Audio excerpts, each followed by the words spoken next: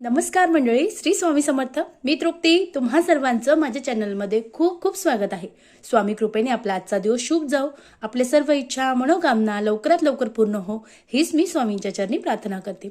बघा मंडळी, पितृपक्षाला सुरुवात झाली आहे. पितृपक्ष हा अतिशय महत्वाचा जो पंधरवाडा आहे त्याला विशेष महत्व आहे. या पंधरवाड्यामध्ये आपले जे पूर्वज आहेत ते स्वर्गातून खाली पृथ्वीवर येत असतात आणि 15 दिवस या पृथ्वीवर वास्तव करत असतात. या 15 दिवसामध्ये आपल्याला आपले जे पूर्वज आहेत त्यांना 15 दिवसामध्ये आपल्याला त्यांचं श्राद्ध, तर्पण विधी, दान धर्म करण्याला विशेष महत्व आहे. असं केल्याने आपले पितर खुश होतात आणि आपल्याला भरभरून आशीर्वाद देतात. आपल्या घरामध्ये खूप नकारात्मकता आहे, काही इडापिडा आहे. घरात मुलांचं अभ्यासात लक्ष लागत नाही, मुलं सतत चिडचिड करतात, वादविवाद करतात, भांडणं करतात, पती पत्नीचं जमत नाही, मुलांचं जे भावंड आहे त्यांचं एकमेकांशी जमत नाही. तर तुम्हाला या पंधरवाड्यामध्ये अतिशय साधा आणि अतिशय प्रभावी उपाय करायचा आहे. उपाय अगदी साधा आहे, घरच्या घरी आहे. कसा करायचा ते जाणून घेऊ. पण त्याआधी आपण जर माझ्या चॅनलला नवीन असाल तर चॅनलला सबस्क्राईब करा. हा व्हिडिओ जास्तीत जास्त मित्रांपर्यंत, मैत्रिणींपर्यंत नक्की शेअर करा. बघा मंडळी, हिंदू धर्मामध्ये असे मानले जाते की मृत्यूनंतर आत्म्याचा एक नवा प्रवास सुरू होतो आणि हिंदू धर्मामध्ये पितृपक्षाला विशेष महत्व आहे. पितृपक्षामध्ये कोणत्याही प्रकारचे आपण जे शुभ कार्य आहे ते करत नाही. पितृपक्ष किंवा श्राद्ध पक्षाला हिंदू धर्मामध्ये विशेष महत्व आहे. यावर्षी भाद्रपद महिन्याच्या पौर्णिमेपासून पितृपक्षाची सुरुवात मानली जाते, तर ती अश्विन महिन्याच्या अमावस्येला संपत असते. पितृपक्षाचे 15 दिवस खूप महत्वाचे मानले जातात. यासोबत असे मानले जाते की या काळामध्ये पूर्वजांसाठी तर्पण, श्राद्ध, पिंडदान केल्याने पूर्वजांच्या आत्म्याला शांती मिळते आणि पितृदोषापासून मुक्तता मिळते. कारण असे केल्याने जे पूर्वज आहेत ते प्रसन्न होतात आणि आपल्या जीवनात कितीही अडचण असू द्या, कितीही दुःख असू द्या, कितीही दारिद्र्य असू द्या, कितीही गरिबी असू द्या, सर्व दूर होत असते. अतिशय महत्वाचा म्हणजे हा पित्तर पंधरवाडा आहे. या पित्तर पंधरवाड्यामध्ये तुम्हाला अगदी साधे आणि सोपे उपाय करायचे आहे. याने सुद्धा तुमच्या अनेक समस्या, अनेक प्रश्न सुटणार आहे. पंधरवाड्यात आपण जर काही साधे आणि सोपे उपाय केले तर याने सुद्धा निश्चित आपल्या अनेक ज्या समस्या आहेत त्या समस्यातून सुटका होत असते. मग आपल्याला काय करायचं, तर आपल्याला या पित्तर पक्षामध्ये किंवा या पित्तर पंधरवाड्यामध्ये आपल्याला रोज सकाळी किंवा संध्याकाळी तुम्हाला जेव्हाही वेळ भेटेल त्यावेळेस तुम्हाला एक खाली स्टीलची प्लेट घ्यायची आहे. त्यानंतर मातीची पंती, आता सर्वांकडे मातीची पंती असणार आहे. ती मातीची पंती खराब असेल तर धुवून घ्या, नवी असेल तरीही चालेल, जुनी असेल तरीही चालेल. स्वच्छ धुवून घ्या, थोडीशी वाळून घ्या आणि त्यानंतर त्यात एक वाट टाकायची आहे. तुमच्याकडे जेही तेल तुम्ही वापरतात ते तेल टाकायचं आहे आणि त्याचा तुम्हाला रोज संध्याकाळी दिवा लावायचा आहे. दिवा हा तुम्हाला किचनमध्ये लावायचा आहे आणि किचन म्हणजे स्वयंपाकघर, जेव्हा तुमचा पूर्ण स्वयंपाक होऊन जाणार आहे, जेवण होऊन जाणार आहे, सगळं किचन अगदी साफ होणार आहे, त्यावेळेस तुम्हाला तुमच्या पूर्वजांसाठी दिवा लावायचा आहे. दिवा लावताना ती जी वात आहे किंवा जे दिव्याचं तोंड आहे ते तुम्हाला दक्षिण दिशेला ठेवायचं आहे. कारण या पित्तर पंधरवाड्यामध्ये जे पूर्वज असतात ते पृथ्वी तलावर येतात आणि त्यांची येताना जी दिशा असती ती दक्षिण दिशा असती. मग या दक्षिण दिशा असल्या कारणाने त्यांना प्रकाश दिसावा. त्यांना जेव्हा ते पृथ्वीवर येणार आहेत त्यांना त्या रस्त्यामध्ये काही अडचण नको, त्यांना प्रकाशामुळे त्यांना ज्या रस्ता आहे तो नीट दिसावा, यासाठी आपल्याला पित्तर पंधरवाड्यामध्ये त्यांच्या नावाने त्यांच्यासाठी दिवा लावायचा आहे. आपल्या हिंदू धर्मामध्ये पूर्वजांना देवतांसारखे मानले जाते. त्यांना आनंदी ठेवणे खूप महत्वाचं आहे. जर आपले पूर्वज आनंदी असतील तर जीवनामध्ये सुख, शांती, समृद्धी राहते. जर पूर्वज रागवले तर त्या व्यक्तीच्या जीवनामध्ये अडचणी पूर्णपणे भरलेल्या असतात. पितृपक्षामध्ये दररोज तर्पण करायला विशेष महत्व आहे. परंतु ज्याचे पालक जिवंत आहेत त्यांनी चुकूने तर्पण करायचं नाही, पण ज्यांचे पालक नाही त्यांनी रोज तर्पण करायचं आहे. रोज सूर्याला अर्घ द्यायचा आहे.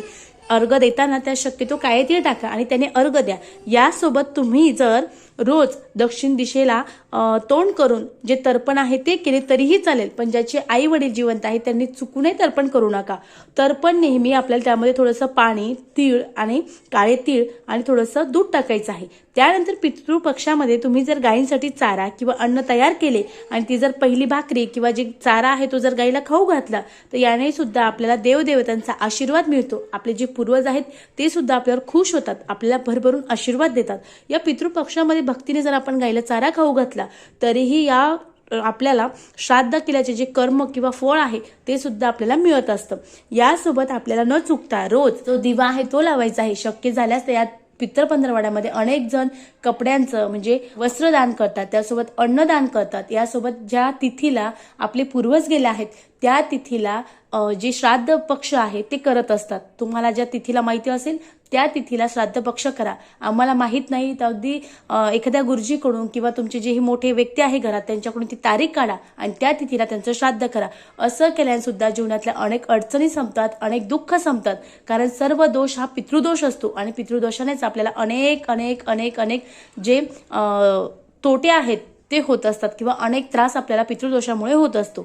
यासोबत सगळ्यात महत्त्वाचं आपल्याला उपाय काय करायचा, तर तुम्ही जर हा उपाय केला तर या उपायाने तुमच्या घरात कितीही दुःख असू द्या, दारिद्र्य असू द्या, गरिबी असू द्या, एडापिडा असू द्या, सगळं दूर होणार आहे. उपाय कसा करायचा, तुम्हाला हा उपाय अगदी पित्तर पंधरवड्यामध्ये तुम्ही कधीही करू शकता, केव्हाही करू शकतात. याला वेळ नाही. तुम्हाला सर्वप्रथम थोडेसे तांदूळ घ्यायचे आहे. तांदूळ हे धुवून घ्यायचे आहे.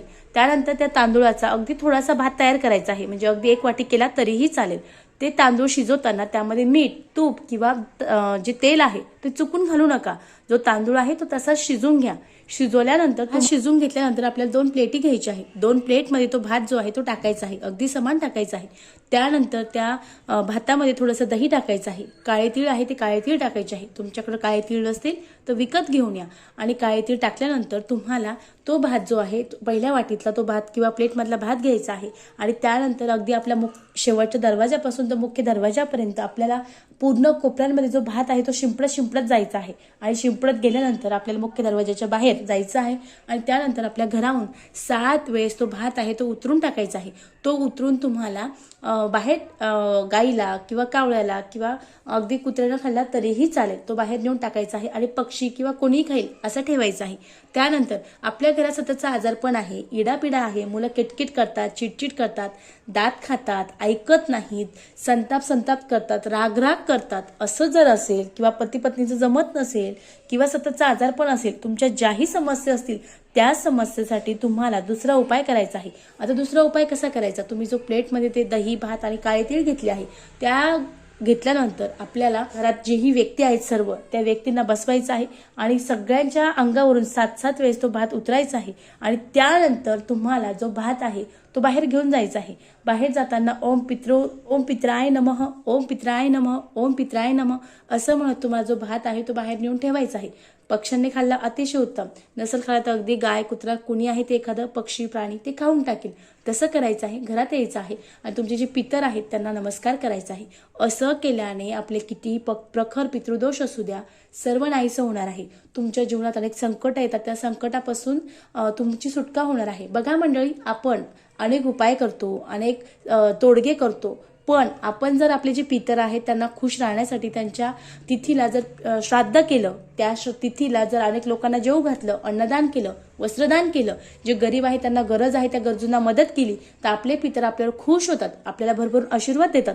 मग तुमच्या जीवनात कितीही कष्ट असू द्या, दुःख असू द्या, दारिद्र्य असू द्या, गरिबी असू द्या, यातून आपली 100% सुटका होत असते. ज्या तिथीला ते गेले त्या तिथीला तुम्हाला त्यांचं पितृ जे श्राद्ध आहे ते घालायचं आहे. अगदी साध्या सोप्या पद्धतीने अशा पद्धतीने जर आपण पितरांची सेवा केली तर मला तरी नाही वाटत की आपल्या जीवनात अनेक ज्या समस्या आहेत, कष्ट आहेत, दारिद्र्य आहेत, सततचं दुःख आहे, आजारपण आहे, 100% दूर होणार आहे. मुलाचे मुलीचे लग्नात विवाहामध्ये अनेक अडचणी येतात, योग्य वर भेटत नाही, मुलाला जे शिक्षण आहे ते पूर्ण झालं पण नोकरी लागत नाही, पतीला जे पोस्टिंग आहे ती पोस्टिंग होत नाही, अशा अनेक समस्या असतात. या सर्व समस्यातून सुटका होण्यासाठी तुम्ही जर अगदी साधा आणि सोपा उपाय केला तर निश्चित तुमची यातून सुटका होणार आहे आणि तुमचं जीवन सुद्धा अगदी आनंदाने, सुख समृद्धीने भरून जाणार आहे.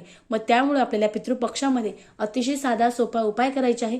ज्या मी अगदी साध्या छोट्या गोष्टी सांगितल्या त्या सुद्धा करायचं आहे. उपाय अगदी श्रद्धेने करा, मनोभावे करा, याची निश्चित तुम्हाला जी प्रचिती आहे ती 100% येणार आहे. झालेली सेवा महाराजांची चरणी रुजू करते. व्हिडिओ कसा वाटला कमेंट्स करून नक्की सांगा. व्हिडिओ आवडला असेल तर चॅनलला लाईक करा, शेअर करा, सबस्क्राईब करा. परत भेटू एका नवीन व्हिडिओमध्ये. श्री स्वामी समर्थ. धन्यवाद.